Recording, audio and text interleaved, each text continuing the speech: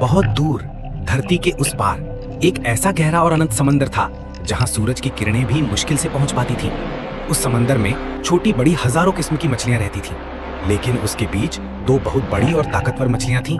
एक थी नीली व्हेल रानी समुद्रा और दूसरी थी महान शार्क बादशाह तूफानी दांत। दोनों ही पूरे समंदर पर राज करना चाहती थीं। छोटी मछलियां डर डर कर उनके साए में जी रही थीं। एक दिन खाने की तलाश में दोनों एक ही जगह पहुंच गईं। वहां बहुत बड़ी मछलियों का झुंड तैर रहा था। समुद्रा ने गरज कर कहा, "ये मेरा इलाका है, यहाँ का शिकार मेरा है।" तूफानी दांत ने अपने तेज दांत चमकाते हुए जवाब दिया, "समंदर किसी एक का नहीं होता, ताकतवर वही है जो इसे जीत ले।" बस फिर क्या था, पूरे समंदर में हलचल मच गई। दोनों एक दूसरे पर टूट पड़ी। समुद्र की गहराइयों में भयंकर जंग शुरू हुई। व्हेल अपनी विशाल पूंछ से लहरें उठाकर शार्क को दूर फेंक देती तो शार्क अपनी धारदार दांतों से वार करता। छोटी मछलियां इधर उधर भागने लगी, मूंगे की चट्टानें टूटने लगी और पानी में गड़गड़ाहट गूंज उठी। कई घंटों की लड़ाई के बाद दोनों थक चुकी थी।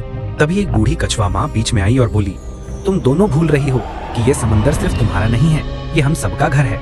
अगर तुम ऐसे ही लड़ोगे तो पूरा समुद्र बर्बाद हो जाएगा।" समुद्रा और तूफानी दांत दोनों चुप हो गए।